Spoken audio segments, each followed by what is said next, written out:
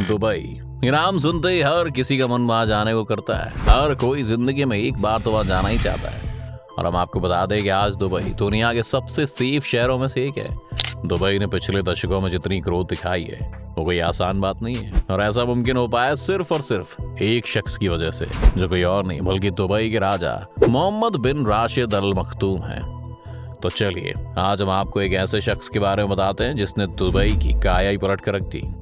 कितनी है इनकी दौलत, क्यों करी इन्होंने 6 शादियां, कितने हैं इनके बच्चे, इन सारे सवालों के जवाब आज हम आपको इस वीडियो में देंगे। इसलिए वीडियो को अंत तक देखना ना भूलें। पर वीडियो शुरू होने से पहले अगर आप इस चैनल पर नए हैं या आपने अभी तक इस चैनल को सब्सक्राइब नहीं किया है तो चैनल को सब्सक्राइब करना और बेल आइकन दबाना ना भूलें, ताकि हमारे चैनल की कोई भी वीडियो आपसे मिस ना हो जाए। तो दोस्तों, मोहम्मद बिन राशिद अल मखतूम का जन्म 15 जुलाई 1949 को अल छिंद आगा नाम के दुबई के एक छोटे से जगह पे हुआ था। अब दोस्तों, ये बात तो हम सभी जानते हैं कि मोहम्मद बिन राशिद अल मखतूम का परिवार दुबई के किंग परिवारों में से एक है। हम आपको बता दें कि मोहम्मद बिन राशिद इस परिवार के तीसरे बेटे हैं।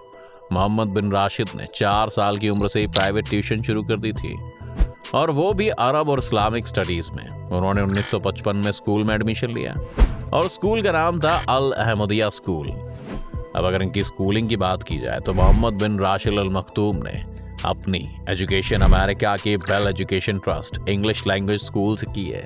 उसके बाद इन्होंने आर्मी स्कूल ज्वाइन किया जिसका नाम था मॉस ऑफिसर्स कैडेट स्कूल। और दोस्तों, मोहम्मद बिन राशिद अमीर होने के साथ साथ इंटेलिजेंट भी थे, और आपको बता दें कि वो अपने कैडेट स्कूल से स्वॉर्ड ऑफ ऑनर के खिताब के साथ ग्रेजुएट हुए। इसके बाद मोहम्मद बिन राशिद इटली चले गए, जहां उन्होंने पायलट स्कूल में पायलट की ट्रेनिंग ली। अगर मोहम्मद बिन राशिद चाहते तो अपना जीवन आराम से बिना किसी मेहनत के गुजार सकते थे, लेकिन उनमें पढ़ने लिखने और सीखने का बहुत शौक था।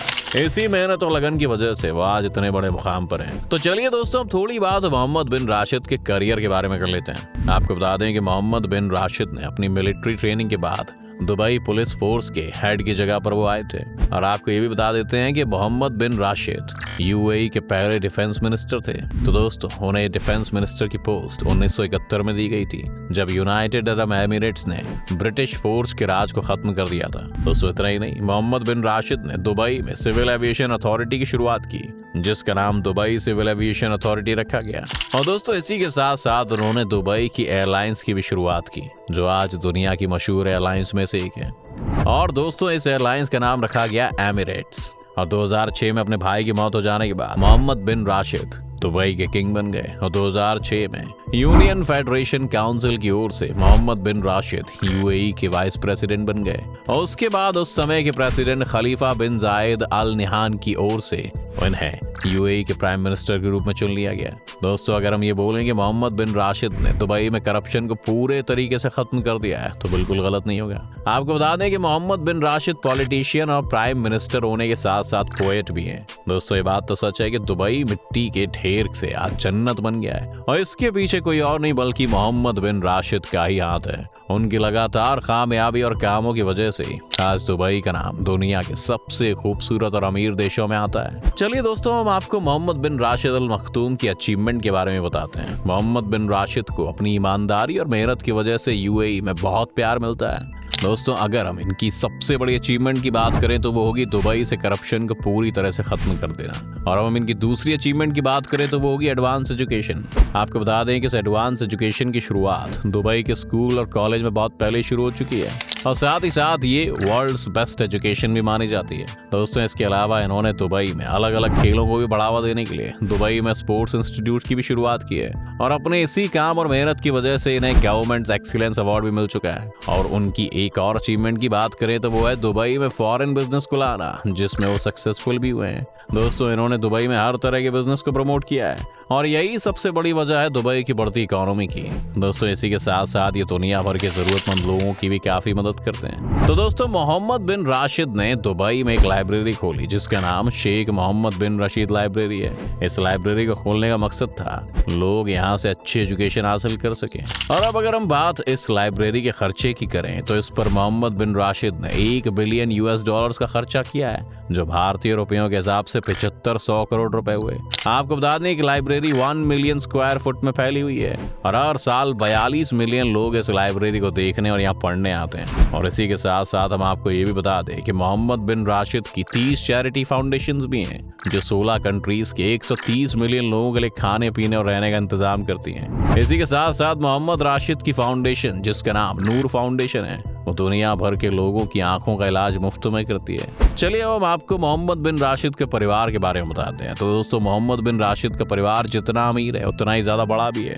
मोहम्मद बिन राशिद के 3 भाई हैं। दोस्तों आपको बता दें कि इनके 6 बेबियां और 24 बच्चे हैं। तो आइए अब हम बात करते हैं मोहम्मद बिन राशिद अल मखतूम की इनकम के बारे में। मोहम्मद बिन रशीद अल मखतूम की इनकम का अंदाजा जितना लगाया जाए उतना ही कम है। आपको बता दें कि ये दुबई के किंग होने के साथ साथ खानदानी अमीर और दर्जनों बिजनेस के मालिक भी है।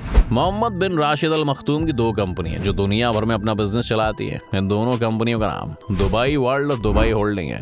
दोस्तों इन कंपनीज के एम्प्लॉयज दुनिया भर में काम करते हैं और इन दोनों ही कंपनीज की वजह से मोहम्मद बिन राशिद अल मखतूम की एक दिन में करोड़ों तक की इनकम होती है। अब चाहे दुबई का कोई सा भी बिजनेस हो, बड़ा हो या छोटा हो, हर जगह से इनकी कमाई होती है।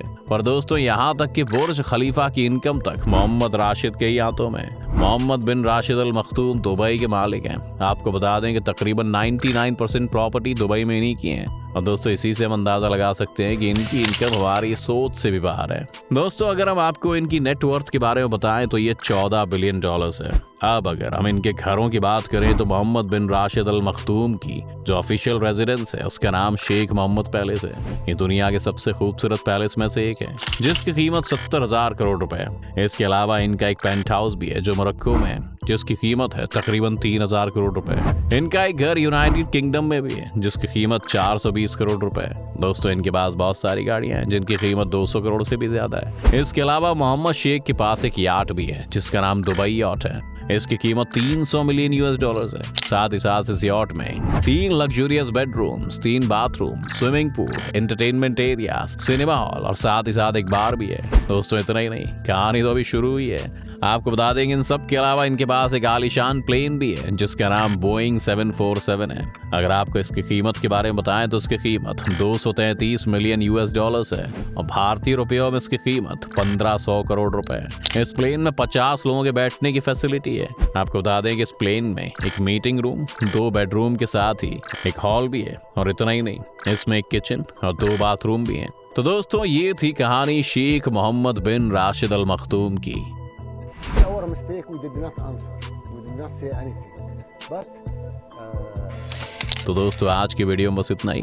उम्मीद है आपको आज की इस वीडियो से काफी कुछ नया सीखने को मिला होगा। अगर आपको ये वीडियो पसंद आई हो तो इसे लाइक करें और अगर चैनल पर नए हैं तो जाने से पहले चैनल को सब्सक्राइब करना भी ना भूलें। धन्यवाद।